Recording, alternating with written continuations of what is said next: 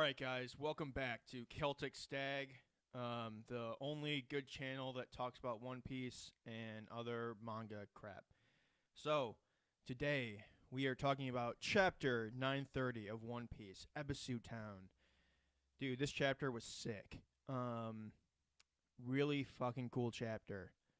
Let's just get into it. So, we start off with Zoro and Tonoyasu, yeah, that dude. So Toniyasu's from this village. It's called Ebisu Town, and it's like this outskirt village in of the flower capital, and they're just like surviving on these leftovers, right? And you know, they're like super poor, starving. People are like, they're like, oh, I'm starving to death. My teeth fell out. Wah, all this stuff, and it's like, dude, I get it. Your life kind of sucks. But what's sick is that they're all smiling, they're laughing, they're having a great time, and you're like, wow, like you guys are really fucking cool. Like, life is getting you down, but you're still like pushing back up, fighting the patriarchy, all that stuff. And I was like, cool, man.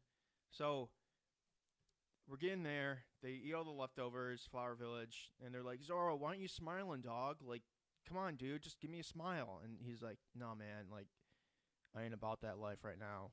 Which, dude, part one, Zoro smiled, like, a lot more than part two. Part two, I still love Zoro, but part two, Zoro is, like, kind of like this edgelord. He's kind of like, ooh. Like, and every now and then he's got, like, this really badass grin, And even in this chapter, what's cool, later on, after like they kind of tell him like the story of, I'm kind of going all over the place, but like Zoro does do a little like smile. But okay, so back to Ebisu Town. This was sick. What Tonyasu said.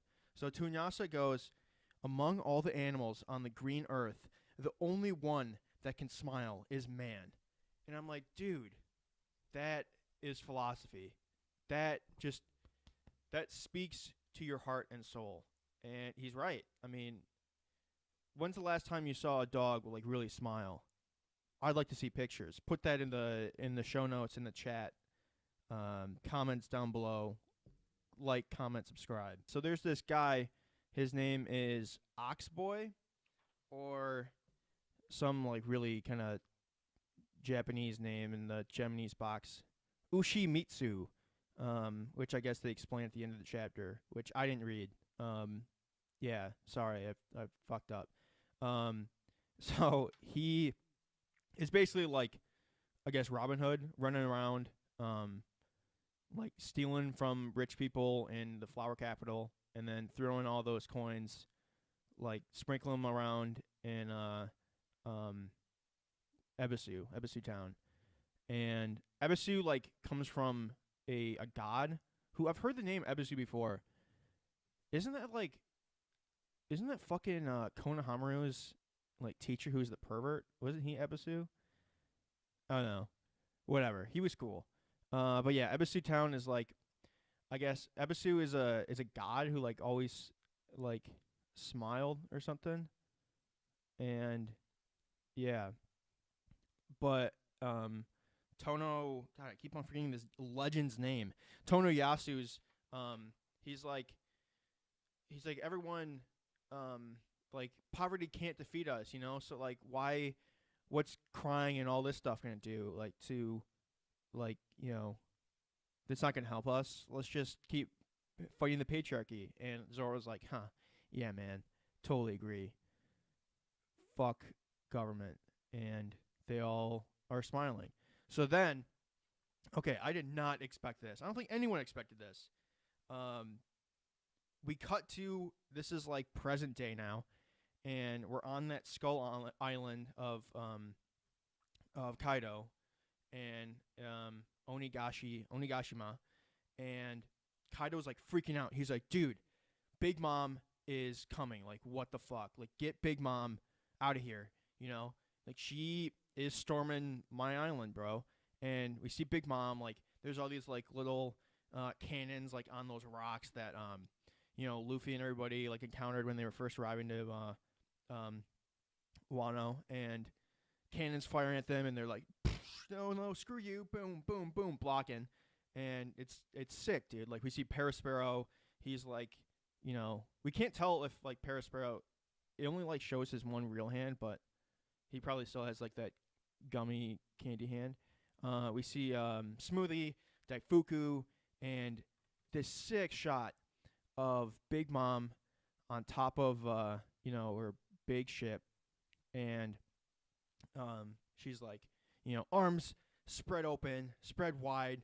She's got like pretty much her whole crew behind her, and she's like, "I've arrived, Kaido. Look out, Straw Hat. Zeus, you're coming back to me too." And making this like really incredible declaration. And the picture though is very interesting, and I'm going to talk about this kind of extensively. One, I hate it only because I see Flampe there, and Flampe is the worst character to ever exist in any form of media ever. Debate me, at me, come to my house. I'll post my address in the comments down below, and we can duke it out. But she's the worst character, and I hope she's dead after this. But okay, so first we see, I haven't been able to find, obviously Katakuri isn't there. I can't see Cracker, and I can't see Snacks, and I don't even see Oven. So what I initially thought was a possibility was that maybe Katakuri is, he's still recovering and all that stuff, and Cracker's still recovering. But then I thought, okay, why is Snacks not there? And was Oven like really, hurt at the end of Whole Cake? Like I know he fought against the Vinsmokes, but like what's the deal, bro? And I didn't think he like got finished or anything like that. So, yeah, like what's up? So here's what I'm thinking. So Katakuri is either recovering or he's no longer a sweet commander. Just like how Snacks, he was defeated by what's his name? Eneru. And not Eneru. What the fuck? Am I stupid? I'm so dumb. What's the dude's name? Arouge. Yeah, Arouge changed the world. Share the world, I mean. So, yeah, we got Arouge versus Snacks, and Arouge one-hit KOs him. I'll put the panels down below. You can see it. Full fight. Oda loves doing that. And so Snacks no longer a sweet commander. Is Kaidou a sweet commander? No, he's not, because he's the captain of the Beast Pirates. Is Katakuri, though, a sweet commander still? We don't know. Maybe. I would assume that he still is, because it's Katakuri. But Big Mom seems like the type of bitch who's like, no, like you screwed me over, Kat. Like, no, you're no longer my main squeeze. You know what I'm saying?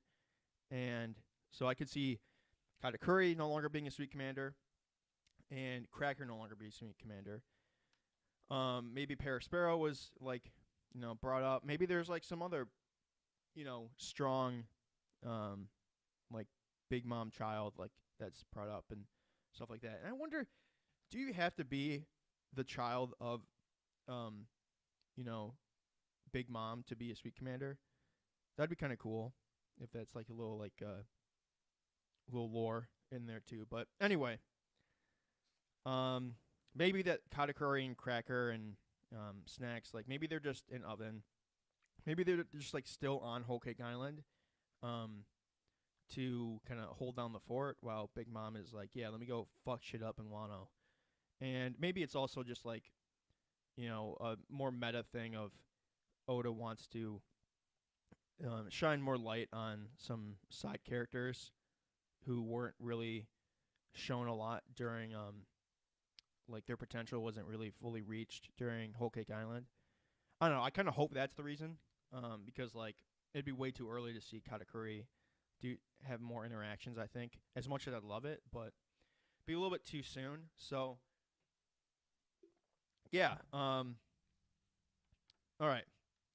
So also, okay, here's the other thing I wanted to bring up. Where's Jinbei? Where the fuck is Jinbei? Like, are the way that Big Mom is kind of like all excited, blah blah, and the way she was talking at the end of chapter, I think it was 904, 905. No, it was 905. Yeah, when she was talking to Kaidou, it seems like she really fucked up the Sun Pirates and the Vin Smokes, and either they're like captured, or something, or they're just they mainly kind of got away with a lot of injuries. Like, I hope we get that information soon.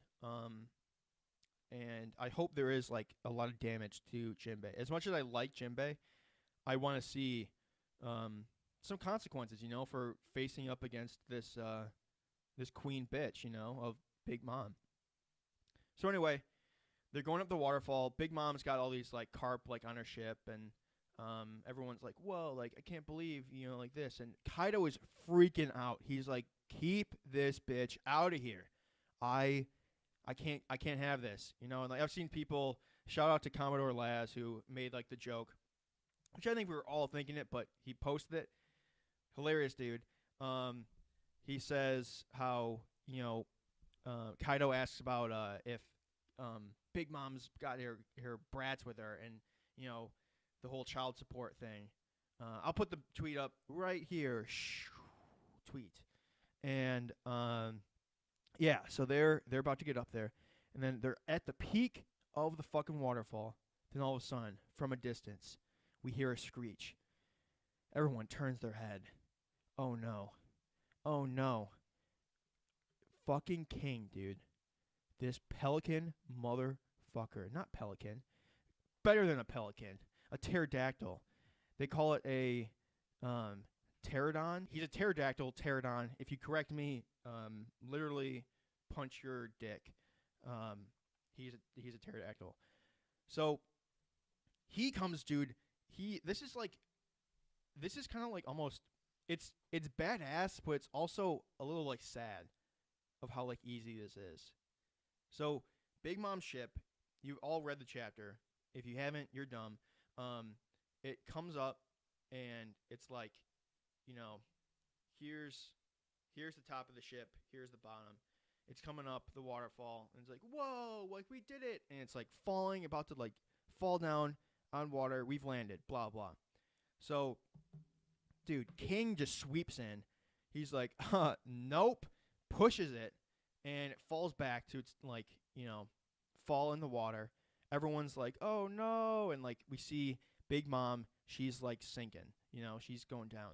And I had a lot of thoughts on this page. One, I thought it was like kind of cool, but two, then I was like, like, come on, like, does Kaidou just have like a guard that's just like standing? Like, is King just, posted up on the outskirts of Wano? Do we only have this one entrance to Wano? Like, is this the only entryway, or is it surrounded, like there's like 5 different waterfalls, like, who knows? But yeah, does Kaidou only have this one, like, does he have King just being like, yeah, man, kind of hang out there on the outskirts. If people come up, just push them off. That'd be kind of lame, but kind of cool. I don't know. But anyway, if he's not just hanging out there, dude, where did he fly from? And how far away was that? If he's just like, like he's like chilling in Onigashima, and he's like walking through the hallway, he hears like Kaidou screaming, and he's like, stop her, and everyone's like, we can't stop her, Kaidou, like, oh, she's got the carp, and King's like, oh, like, nani? And he's like, all right, I'll just like fly over there, and he just like speed just fucking zooms through and stops it from like however far away that is. That would be insane. I mean, I'm of the belief that King is gonna fight Zoro at the end of this arc, or at least a tag team fight, because the whole commander thing and power level. whatever. But either way, that is a cool. That's like a whole added ability. Like he's got this fire, like kind of, um, like protruding. I don't even know how to speak, dude. It's so epic. Just this fire coming off of his back. Looks like Marco almost. Dude, Marco versus King. Holy shit. Marco, Zoro versus King. Phoenix versus Pterodactyl, both fire.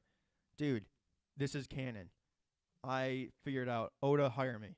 But also, like, okay, so this is like the third or fifth time, I don't even know, I lost track, that, someone's been given, like, the dragon fruit, and we first, like, really see it.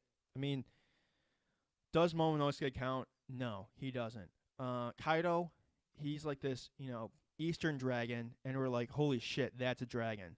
But then we fucking hear about Page One and, what's his name, X-Drake, and they're like, yeah, we have dragon fruits too, but we're dinosaurs. We're obviously dinosaurs. And King's obviously a dinosaur because he's a pterodactyl. And it's kind of like the ancient beast classification. So, like, okay, this doesn't really matter, but it's kind of cool world building stuff. Is it just like the ancient beast factor, or were dinosaurs, or were dragons rather, considered dinosaurs in the world of One Piece? Is that like the classification too? I don't know. I like this world building stuff. That's what makes One Piece the greatest series ever to be made. So now we're at the Flower Capital, right?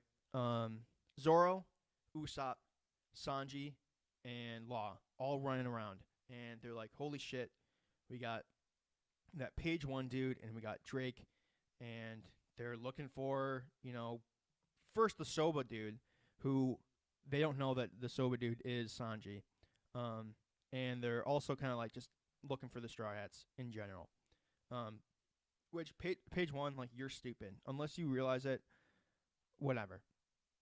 So Law is all like, no matter what, we can't fight, we can't spill the beans about the samurai or the Manx, we can't tell anything. We can't fight because if we do fight, if we're not 100% sure that we're gonna win, it's gonna like really screw up my whole plan, dude. And I'm all about making plans that have to work. And obviously, there's gonna be some fights, and I don't know. It's not kind of just like a narrative thing of like, we're not gonna get that many fights right now, and you're gonna get recognized. Blah blah. Cool. So we see Page One, and he is like, is that even his name, dude? I don't even like. I know it was on like the last chapter. Let me fucking Google this right now. Page One. Probably cut for time.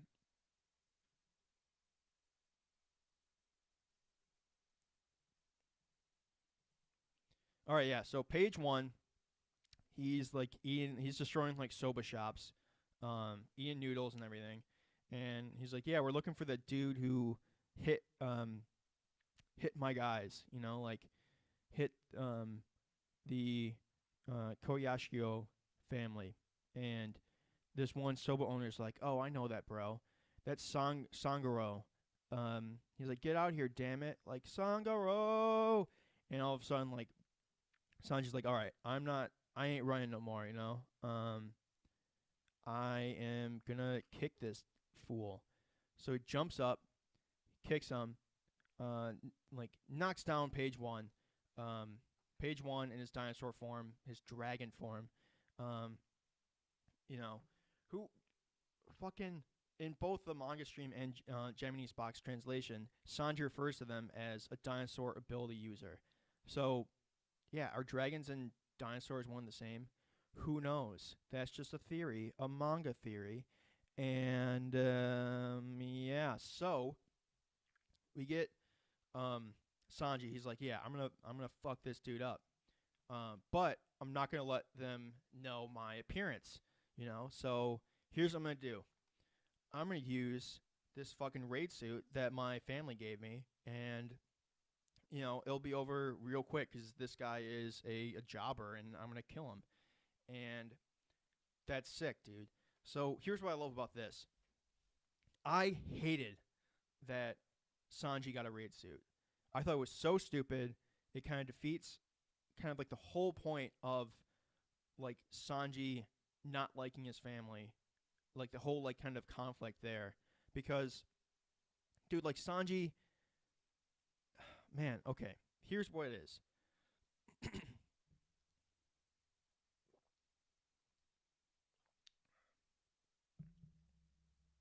All right, so here's why the raid suit was stupid. The raid suit was stupid because, all right. So here's why the raid suit was stupid. The raid suit was stupid because Sanji he was born like theoretically without any special like hardening abilities or anything like, like his genetically modified siblings had.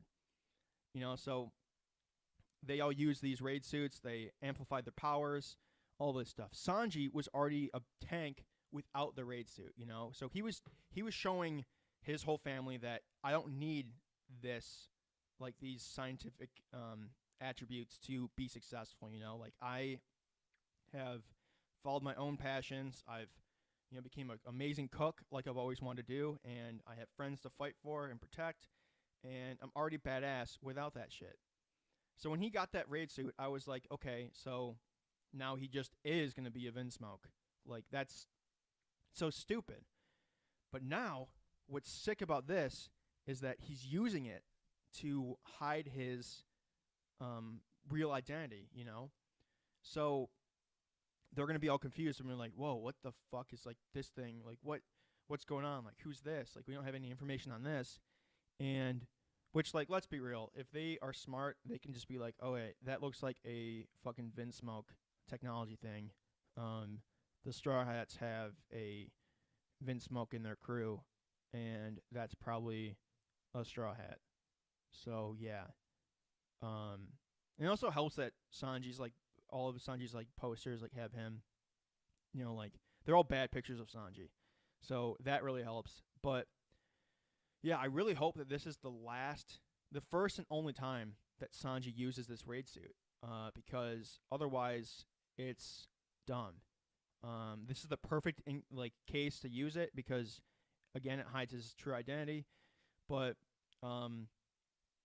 yeah, I just hope he doesn't use it again after this. And I hope that he really just, like, crushes page one. That'd be sick. On page 1. Oh, got him. But anyway, so really good chapter. I love this chapter. I think that it really sets a lot up with, just everything that's going to be happening in Wano. The biggest kind of question is, all the stuff, like how the stuff in the beginning with Ebisu Town is going to like really, how is it going to like tie together? I don't know. Obviously, like we don't know because it hasn't come out yet. But yeah, cool chapter. We're on break next week, which really sucks. January is the worst month for One Piece ever, confirmed. And yeah, thank you guys for watching. I hope you enjoyed this Celtic Stag review. And I will see you guys. Next week I'm going to try, no promises, but I'm going to try to make a One Piece kind of theory video, something, just talking with it. Who knows? But yeah, like, comment, subscribe, share this shit with all your One Piece weebs. And yeah, love all you guys. Peace.